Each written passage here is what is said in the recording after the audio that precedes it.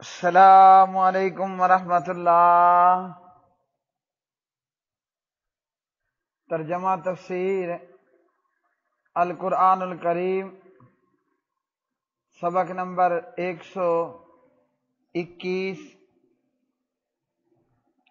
آیت 100 تا 102۔ اعوذ باللہ من الشیطان الرجیم۔ یا ایہا الذین آمنوا ان تطیعوا فریقا من الذین اوتوا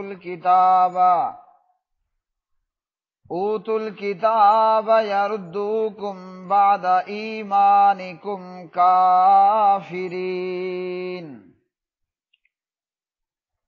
وَكَيْفَ تَكْفُرُونَ وَأَنْتُمْ تُتْلَى عَلَيْكُمْ آيَاتُ اللَّهِ وَفِيكُمْ رَسُولُهُ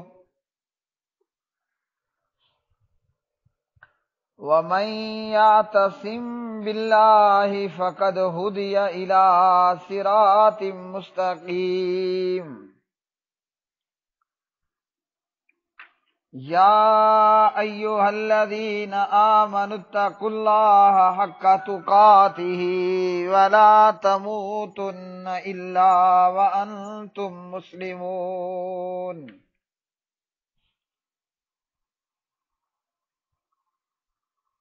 اے لوگو جو ایمان لائے ہو، اگر تم ان میں سے کچھ لوگوں کا کہنا مانو گے جنہیں کتاب دی گئی ہے تو وہ تمہیں تمہارے ایمان کے بعد پھر کافر بنا دیں گے، اور تم کیسے کفر کرتے ہو حالانکہ تم پر اللہ تعالیٰ کی آیات پڑھی جاتی ہیں اور تم میں اس کا رسول ہے، اور جو شخص اللہ تعالیٰ کو مضبوطی سے پکڑ لے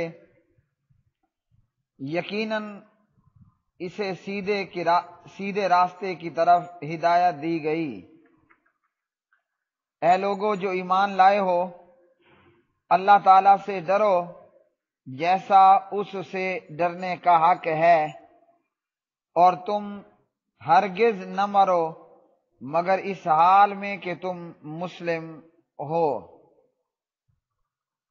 یا ایہا الذین، اے وہ لوگو جو آمنو ایمان لائے ہو، ان اگر تطیعو تم اطاعت کرو گے، فریقاً ایک فریق کی، من الذین ان لوگوں میں سے جو اوتو دیے گئے الکتاب کتاب، یردوکم تو وہ لوٹا دیں گے تمہیں بعد ایمانکم تمہارے ایمان کے، کافرین کفر کرنے والے، وکیفا اور کیسے تکفرون تم کفر کرو گے، وانتم جبکہ تم تتلا تلاوت کی جاتی ہیں، علیکم تم پر، آیات اللہ اللہ تعالیٰ کی آیتیں، وفیکم اور تمہارے اندر، رسولہ اس کا رسول ہے، ومن اور جو کوئی یعتصم مضبوط پکڑ لے، باللہ اللہ تعالیٰ کو یعنی اللہ تعالیٰ کے دین کو، فقد تو تحقیق، ہدیہ وہ ہدایت دیا گیا، الی صراط مستقیم سیدھے راستے کی طرف۔ یا ایہا الذین، اے وہ لوگو جو آمنو ایمان لائے ہو، اتقوا اللہ تم ڈرو اللہ تعالیٰ سے، حق کا جیسا کہ حق ہے، تقاتہ اس سے ڈرنے کا، ولا تموتن اور نہ تم ہرگز مرنا، الا مگر اس حال میں کہ انتم تم مسلمون مسلمان ہو۔ پیارے بھائیوں اور میری بہنوں، ان آیات بینات کے اندر اللہ سبحانہ و تعالی نے ایمان والوں کو وعید سنائی گئی۔ اس سے پچھلی آیات کے اندر اہل کتاب کو وعید سنائی گئی کہ جو لوگوں کو گمراہ کر رہے تھے، اب یہاں مسلمانوں کو یہ نصیحت کی جا رہی ہے کہ ہوشیار رہنا اور گمراہی کے اندر نہ پڑنا، یعنی یہود و نصارہ کی اطاعت نہ کرنا، ان کی اطاعت کرنے پر گمراہ ہو جاؤ گے۔ اور فرمایا کہ ان کی اطاعت کرو گے تو ایمان کے بعد پھر کافر بنا دیں گے۔ کافر بنانے میں ایک مسلمان کا آپس میں مسلمان کے ساتھ لڑنا بھی ہے، یعنی جب مسلمان اہل کتاب کی بات مانیں گے تو آپس کے اتفاق اور محبت سے محروم ہو جائیں گے اور یوں آپسی میں لڑائی ہوگی۔ پیارے نبی علیہ الصلوۃ والسلام نے فرمایا میرے بعد کافر نہ ہو جانا کہ ایک دوسرے کی گردنیں مارنے لگو۔ عبداللہ بن عمر رضی اللہ تعالی عنہما اس کے راوی ہیں، اور یہ روایت صحیح بخاری میں 4403 نمبر پر۔ تو اس کفر سے مراد اسلام میں رہ کر کفر ہے، یعنی کہ دو مسلمانوں کا آپس میں لڑنا، اور جب دو مسلمان آپس میں لڑیں تو پھر اللہ نے ان کے بیچ میں صلح کرانے کا حکم دیا ہے، فَأَصْلِحُوا بَيْنَ أَخَوَيْكُمْ۔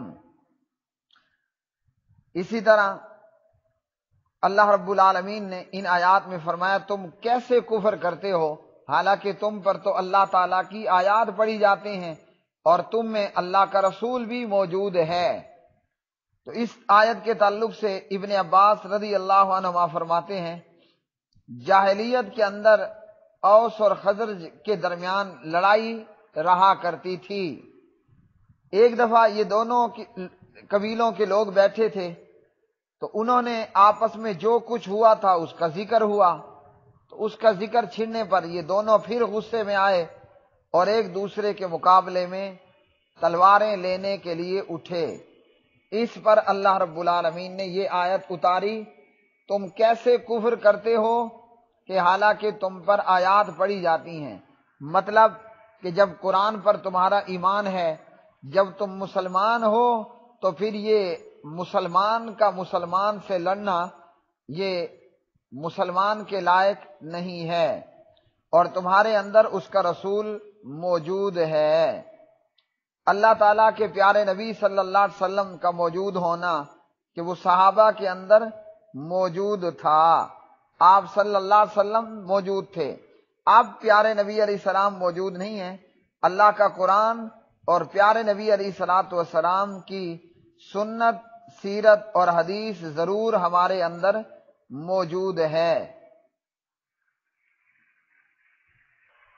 اور فرمایا کہ جو شخص اللہ تعالیٰ کو مضبوطی سے پکڑ لے، اللہ تعالیٰ کو مضبوطی سے پکڑنا یعنی سیدھے راستے کو پکڑنا، اللہ کی رسی کو پکڑ لینا، اور اسی طرح جو ہے وہ قرآن اور اسلام کے ساتھ خود کو مضبوط کر لینا۔ تو پیارے نبی صلی اللہ علیہ وسلم حضرات صحابہ کے بیچ میں موجود تھے۔ آج پیارے نبی بنفس نفیس موجود نہیں ہیں، لیکن آپ صلی اللہ علیہ وسلم کی سنت موجود ہے۔ ایک حدیث کے اندر ہے کہ ایک دن نبی کریم صلی اللہ علیہ وسلم نے صحابہ سے پوچھا ای المؤمنین اعجب الیکم ایمانا، ایمان کے اعتبار سے کون سے مومن تمہارے نزدیک زیادہ پسندیدہ ہیں؟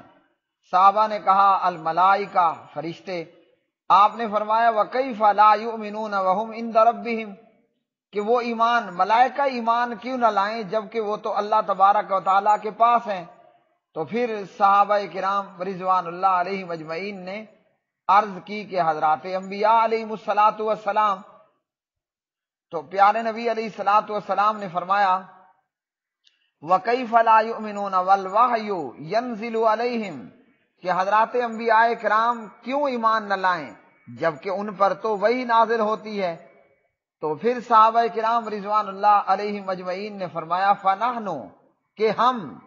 تو آپ صلی اللہ علیہ وسلم نے فرمایا وَكَيْفَ لَا تُؤْمِنُونَ وَأَنَا بَيْنَ أَظْهُرِكُمْ، تم کیسے ایمان نہ لاؤ کہ میں تمہارے بیچ میں موجود ہوں؟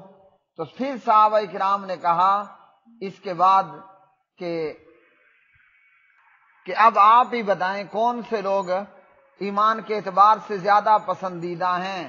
تو پیارے نبی صلی اللہ علیہ وسلم نے فرمایا کہ وہ لوگ جو تمہارے بعد آئیں گے اور وہ صحائف کو پائیں گے تو ان کے مطابق ایمان لے آئیں گے۔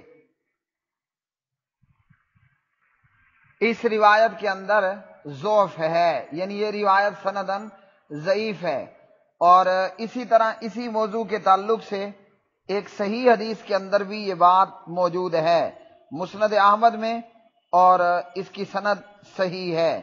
مسند احمد کے اندر اس کا نمبر ہے 16978۔ اس روایت کے اندر ہے کہ پیارے نبی علیہ الصلوۃ والسلام اس کے تعلق سے ارشاد فرماتے ہیں، اور حضرت ابو عبیدہ بن جراح رضی اللہ تعالی عنہ بھی موجود تھے، تو انہوں نے کہا کہ یا رسول اللہ صلی اللہ علیہ وسلم، کیا ہم سے بھی کوئی بہتر ہے؟ کیا ہم سے بھی کوئی بہتر ہے؟ تو پیارے نبی علیہ الصلوۃ والسلام نے فرمایا کہ ہاں، وہ لوگ جو تمہارے بعد ہوں گے وہ مجھ پر ایمان لائیں گے حالانکہ انہوں نے مجھے نہیں دیکھا۔ صحابہ نے پوچھا کہ ہم آپ پر ایمان لائے، آپ کے ساتھ جہاد کیا، تو کیا ہم سے بھی کوئی بہتر ہوگا؟ تو فرمایا وہ لوگ جو تمہارے بعد ہوں گے مجھ پر ایمان لائیں گے حالانکہ انہوں نے مجھے نہیں دیکھا۔ اسی طرح اللہ رب العالمین نے فرمایا ایمان والو اللہ سے ڈر جاؤ، یعنی اللہ کا تقوی اختیار کرو، تم ہرگز نہ مرو مگر اس حال میں مگر اس حال میں کہ تم مسلم ہو، یعنی موت کا کوئی عطا پتہ نہیں ہے، تو اس لیے ہر وقت اطاعت کے اندر رہنا چاہیے اور نافرمانی سے بچنا چاہیے اور شکر ادا کرتے رہنا چاہیے۔ کیوں کہ موت کا کوئی علم نہیں کہ موت کب آ جائے۔ اتقوا اللہ حق تقاتہ، اس آیت کی تفسیر میں عبداللہ بن مسعود رضی اللہ تعالی عنہ سے اس کی تفسیر کچھ یوں مروی ہے کہ اللہ کی اطاعت کی جائے اور نافرمانی نہ کی جائے، یاد رکھا جائے اور بھلایا نہ جائے، شکر ادا کیا جائے اور ناشکری نہ کی جائے، مستدرک حاکم وغیرہ۔ وآخر دعوانا ان الحمد للہ رب العالمین۔